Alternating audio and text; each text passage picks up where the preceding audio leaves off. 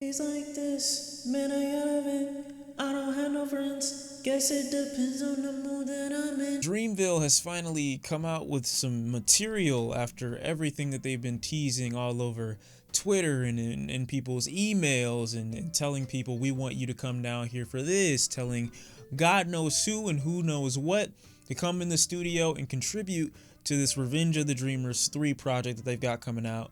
And it was supposed to be released sometime last month. From what I heard, that was a fucking lie. And it's okay, because nobody from Dreamville said that. But there was so many emails circulating all over the place that I at one point thought I was gonna get one. I didn't really think that. Cole has been on a pretty solid run, I would say, of consistency. If he's not your taste, at the very least, to me, he's been somewhat entertaining through at least features. So I don't really have any reason to believe that he wouldn't be at least entertaining on this cut. We're listening to 2 songs right now from Dreamville, one of which includes Dolla and the others that include EARTHGANG, JID, fucking Boss, J. Cole, and Young Nudy. So I kind of want to just dive in and just see how I'm feeling on these, and I guess we'll talk about it like a therapy session. Fuck.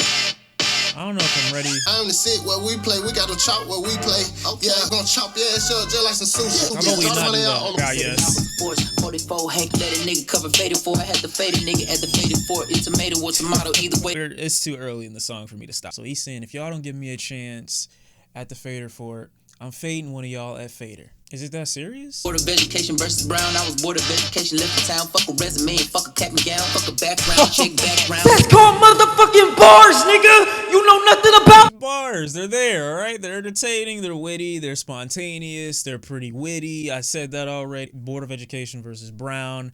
I was trying to get my education or something, but then I said fuck it, basically. Like he said, fuck a cap and gown, fuck school. The really clever wordplay in that is the Board of Education versus Brown. I was just bored of education, so I left town. That's the real bar. That whole scheme, and then saying fuck a cap and gown, fuck a 9 to 5, basically. I was down bad. I had the time to fuck up, but I'm here for the crown. Pick up the pad, pick up the slack, pick up the litter, don't litter no bag. Bossy been picking up rebel. Activist drew down the side of your face. Just like the Big Bang Theory, the poverty to Jermaine got the same stories. That boy had the same bitch, the same marriage. Boom. All hell, King Cole. Hey, that Braun line, that was crazy. I'm sorry. I gotta hear it again. All hell, King Cole, first of his name. Long may rain. The boy got the throne, but you know it in a game. Oh my God. All right, Cole, you got it. You got it. I need Game of Thrones to get shown some love after the bullshit that they did for the last season. It's time to have a real discussion, though. People tried to get me out of here on Twitter when I said that TDE is on crutches. And the reason I'm bringing that up now is because J. Cole and Dreamville have been on a run. And when he said what he just said about Game of Thrones, it clicked. Something in my head clicked. And it said, you know what? I remember a conversation that Varys yes, I'm using the show. Varys was having with Tyrion when he was telling him about Jon's background and his royalty. And I remember that and him saying that the people of the kingdoms would acknowledge Jon, and he already had support from people that he was leading at the time. Like, people just were attracted to and liked Jon. They were drawn to him. That's what he said, I believe. And so when I thought about that, I instantly thought about J. Cole. Not to say that J. Cole and Jon Snow are like synonymous, because they're not, but J. Cole hasn't died and been brought back. Whatever. I'm sorry I spoiled the show. Whatever. J. Cole in that line said, I've got the throne. When he says I got the throne, I'm sure he's not going as deep as I am with this right now, but I'm sure when he says I got the throne, he's referring to the people that are acknowledging his presence. And over the last year, maybe even 2, J. Cole's presence has been felt. Even if you don't really love him like that, his presence has been there in hip-hop. Not necessarily that he is the greatest rapper, because he certainly is not, but it is to say that as far as us acknowledging his whereabouts, his presence in hip-hop is there with collaborations with Young Thug, with collaborations with 21 Savage, collaborations with Royce da 5'9", and even more so to that point, it seems to be a position that J. Cole doesn't have the ego to even want, which reminds me again of Jon Snow, because I'm like, oh, Jon Snow was royalty, but he didn't want it. J. Cole, to me, doesn't have the ego of a top rapper. He doesn't have the bravado or the want to maintain a throne. Sure, he has got some braggadocious lines every now and again, but never to the point where his ego expands beyond, I feel, the art that he's trying to create, even if I'm not the biggest fan of it all the time. So again, that whole bar scheme, that whole Game of Thrones, I got the throne, but it ain't no game, Hail King Cole reference right there. Not only is Cole just so reminiscent to me as far as the way he moves in the industry of someone like a Jon Snow, even though it's a fictional character, it does, give to his point that if I'm to go with that idea that you need the support of the kingdom before you enter the royal palace, then J. Cole would be in that position, in my opinion, because I don't think that he's proclaiming that. I think he's just going based off of his presence in hip hop right now. Oh shit, EARTHGANG.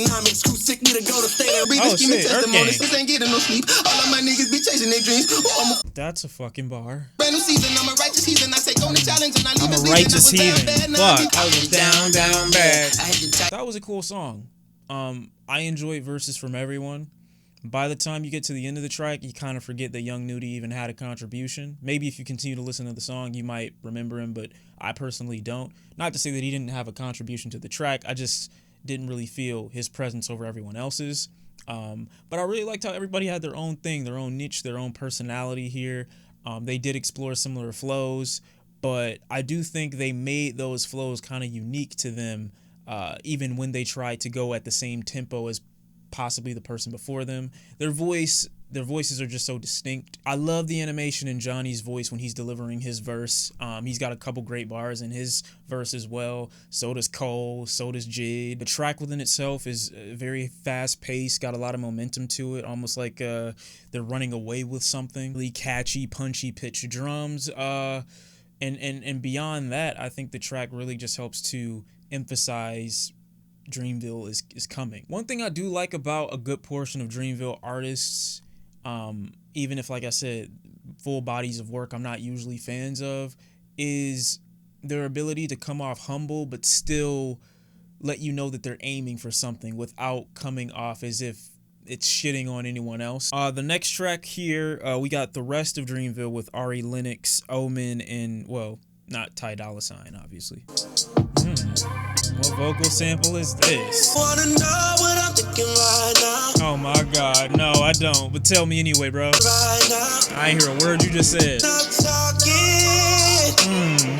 Take your time, let you do what you do. Call me when you're lonely. Hey, chill.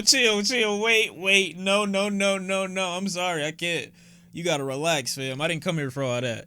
You acting different. Dolla out here behaving unusual. I haven't heard him this prominent vocally in a minute. So when he's just like going so hard on the intro over this very heavy bass, and it's like perfectly setting the ambience and the mood, like he's got nothing but space to just grab the show, and he's doing it right now. And I got you on this. Yeah, they cool, but they ain't quite like this. Call me. Hey, this is different. Yoda like Chicago, feel like I done struck the lotto when I saw you. Bottom of your shoes make a nigga think you Pyro. Used to have the blues. Oh my god, that scheme was crazy. What did he say? Angels and demons on my shoulders like Chicago. Saw the bottom of your feet. Thinking I'm Pyru, you used to have the blues. Like how you interpolate a love confession and gang violence in an area all in like one like 3-4 lines.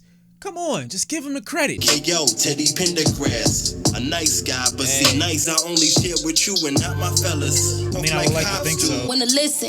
Oh, this got Dreezy on it? To come and get this coochie round. Like Nixie L, he got my piece dripping, but you know it's a laugh. Somebody said they call me slipping. So that was Got Me from Dreamville, and then you had Down Bad from Dreamville. I enjoy both of these tracks. And it's strange. I didn't think Dreamville could give me an R&B cut that I would like really enjoy. Obviously, with the inclusion of Ari Lennox on it, I was confident in its ability to entertain. But then they got Dolla, and we got good verses from Omen and also Dreezy on this song. I will say that I do think the song overstays its welcome a bit. Either one of the verses could probably be removed because I don't think the song needs to be 5.5 minutes almost. But overall, when it comes to entertainment value and reinforcing the idea of the track, of you having someone else's back, despite what's going on around you, I do think Omen and Dreezy did embody that a little bit more clearly in their verses. But I do think overall they all reinforced the narrative of the idea of the track. Like, the narrative of the track was, I got your back, and we're always fucking around, and I love you, basically, type energy. But yeah, this is a track that I think I will definitely play, especially how captivating Ty Dolla $ign's vocals were in the very beginning.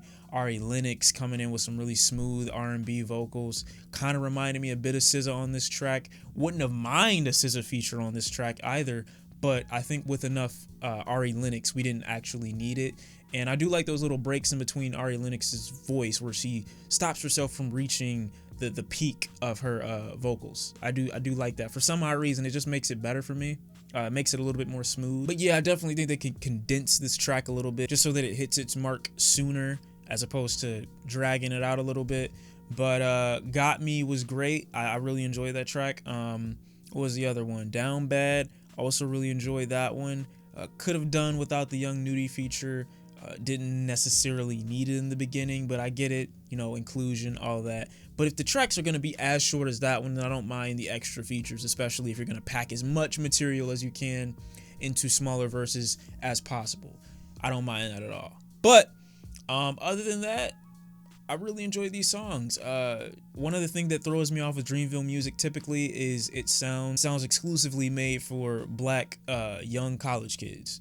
And I don't mind that, being black, being young, and also having that education. But I do think that it does, like, when I hear this music, I instantly think of a certain crowd and not really many others. So I don't know if it's going to branch beyond what the demographic I think the track or these tracks fit for, but I hope they do.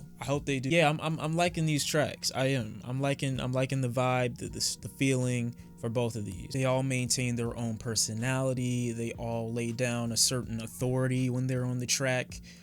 So it doesn't really feel like I'm listening to J. Cole and a bunch of his artists. It feels like I'm listening to an actual compilation of music filled with a bunch of different artists that bring something individually to the table, and I like that. So that's all I feel about these tracks. Enjoyed them both. Gonna give them some more listens. But I think I'm leaning more towards the R&B cut more than I am the rap cut. I don't know, it's weird. Thank you for watching. Let me know how you felt about these tracks in the comment section down below. I'll see you next time, and I'm out. Peace.